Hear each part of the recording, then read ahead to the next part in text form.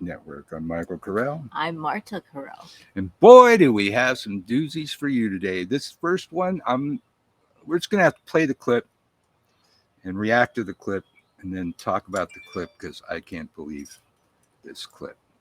So just get ready for some clip. Is it baby face palm worthy? It will be, yes.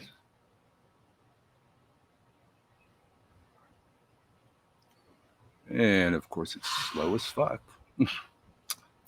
I'm here for you, Michael. I'm here for you. I gave him a lecture this morning about how he really needs to step it up if he wants to read the news with me. But the good news is that I'm here for it. Yeah, baby. I will help you. Yeah. Oh, I hate it when it twitches. To all of my hawk friends on the committee who think I'm too much of a dove, this amendment is an authorization to use military force given to President Biden to take out the Chinese assets in Cuba. Part of China's leveraged buyout of Russia has been them taking control of Russian property and Russian assets in Cuba and then vastly improving those. So, whereas we didn't really care too much about the Russians having 1960s technology 90 miles south of Florida, we are increasingly concerned and should be a lot more concerned that China right now is functionally turning Cuba into a stationary aircraft carrier right off the coast of Florida. And so I do not offer this authorization to use military force as in any way an effort to spark or provoke war. I loathe war. I stand against war. Try to wind them down when we can. But in this case, I believe giving the president the authority to take out these Chinese assets in Cuba might be the very thing necessary to prevent war, to deter the Chinese from putting this in. And it is amazing how much we have allowed the Monroe Doctrine to just atrophy right out from underneath us. We would never have allowed these types of encroachments by China into Latin America, into the Bahamas, the Caribbean, Cuba, if we really cared about the Monroe Doctrine. So while the Foreign Affairs Committee has unfortunately asserted equities here, and I'll have to withdraw the amendment, I do think we need to have a very serious conversation about what these Chinese buildups in Cuba mean, and we cannot view them through the same lens that we viewed Russia's participation in Cuba's military enterprise.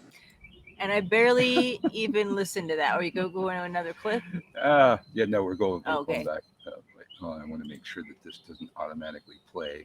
Here, let's just close that fucking thing. So I gotta say, I wasn't even listening. Cuba? All I heard was Cuba. I didn't hear anything else because I was looking off at the guy on the left. It was like, and then he was going like this. And so then finally, if you didn't get it, Matt Gaetz wants to start a war with China. I will say, I was listening in the beginning, and I will say that Matt Gaetz is really quite a dove. He was right about that part. His colleagues are calling him, he's such a dove, I've always thought he was too much of a dove. That really resonated with me when they called him a dove. Peace and flowers and tie-dye. That's what I think of when I think of Matt Gaetz. So you've heard this clip before, so maybe you should explain it to it because I'm just looking at the photobomb guy. I just ran into it last night. It's the Smokescreen. Now they want to start a war with China to cover the Trump documents case. This is all this is. What was it? Messaging? Yeah. Messaging. That's not going to go anywhere. But to give military authorization before it's been asked, that's unheard of. Basically, he's telling Biden, bro, I authorize you to use this force against Cuba. I authorize you. It'd be great. You'll love it. Bay Pigs. Don't worry about Bay Pigs, man. It'd be fine. Already got Guantanamo, man. We just load up the troops there and then go in there, get them Chinese assets in Cuba. So start a war with Cuba and China. So we forget about the documents case. Nice. And then there's this one. Apparently now that John Durham didn't tell them what they wanted to hear, even though they lied and said that he did tell them what they wanted to hear. Now he's part of the deep state. Also Matt Gaetz. He's starring. What on are the we saying about today. that? Now that it's like a big nothing burger. It was supposed like I actually read the AP story about it that was posted late last year, where it was supposed to be the crime of the century. And then they released it.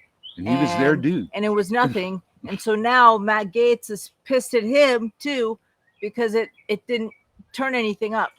Which they've been lying for weeks, saying it turned up exactly what they said was in there. The crime of the century. and it wasn't. So no. We're gonna have to hear from Matt Gaetz once again. I'm afraid.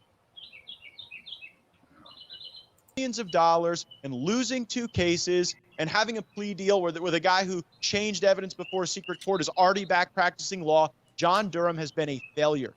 And I believe that that's not a consequence of John Durham just getting it wrong and being incompetent. I believe the whole purpose of his investigation is to put a bow around the Russia hoax without the shot callers being exposed or held to account. And that is why I was so frustrated. Matt's got all the shot callers. I'm confused why he didn't interview James Comey, Andrew McCabe.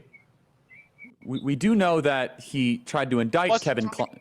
Charlie, he wasn't trying to win. Those are obvious things. A first-year law student would know that you would go and execute grand jury process to get those witnesses before you, and then to charge people like Andrew McCabe who committed crimes and lied to the government. But he wasn't trying to win.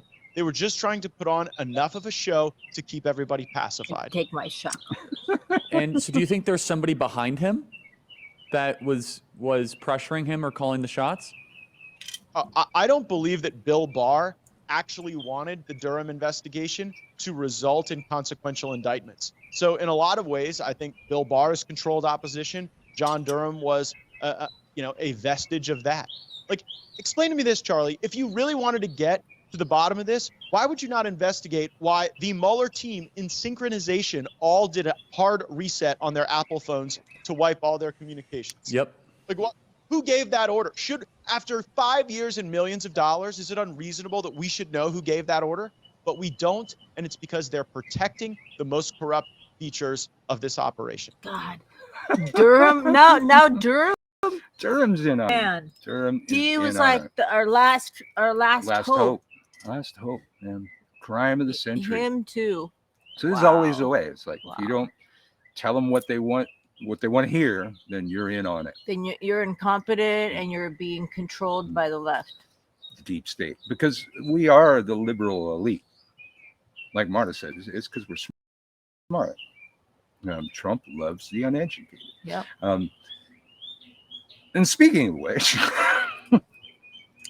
I was looking on the wrong page, but Marta schooled me and brought me to the right Facebook page where I'm just going to have to show I woke up to this morning and I went down a very deep rabbit hole.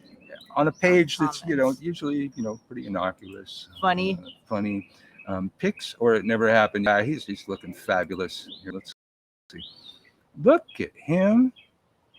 He is sporting that. Now I said guy because this is a heterosexual man. Check out those legs, man. That just likes heels and dresses. Yeah, check out those legs. Wait, where's the butt? And that Look tuchus. At the tuchus. Look at the tuchus. Look at that tuchus right there. He's looking fabulous. He's looking fabulous. And that, I think, is the problem with a lot of the people. And they preface this by saying, like, he's straight, he's married, and don't get me wrong, like, I don't care one way or the other. Like, he can be not straight, and he looks just as fabulous.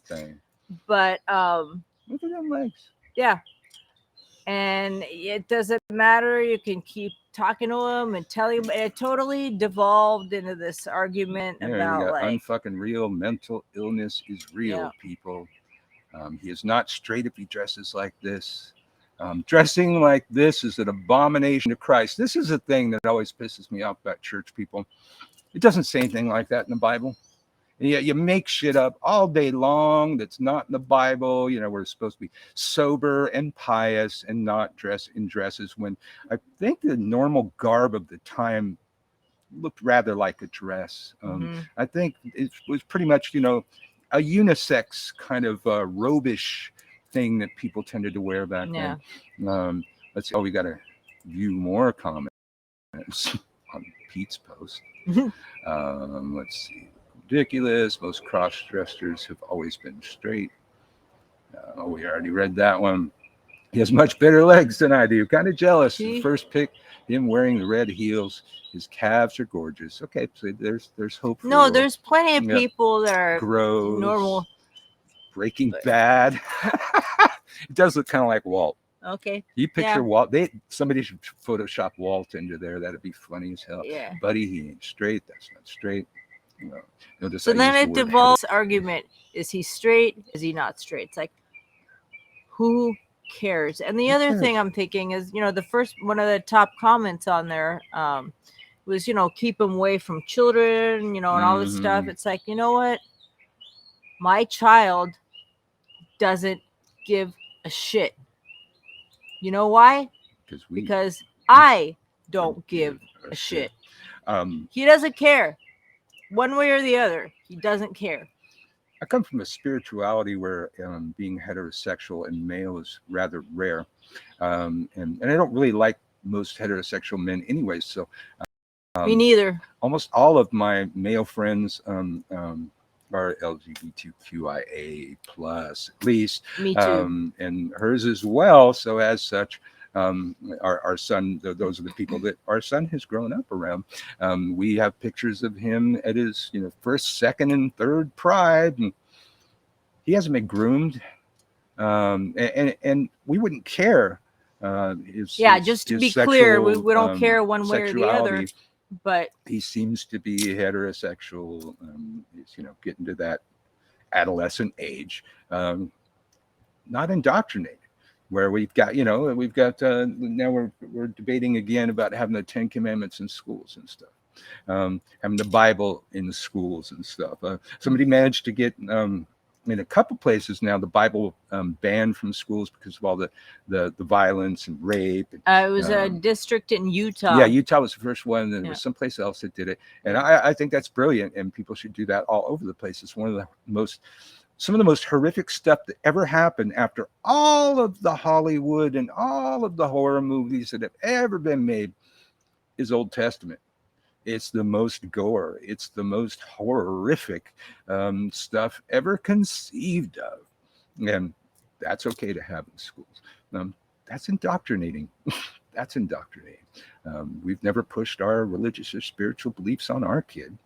And no 10 Commandments or whatever the satanic version is hanging in our house. Although I will say that we'll probably, the satanic probably version, agree with the satanic. I forget what it is, but their moral it's code actually is pretty rational. way more moral and codey than the 10 Commandments. Yeah, that's what I was thinking of. Like, if push came to shove, like I know which one I'm going with.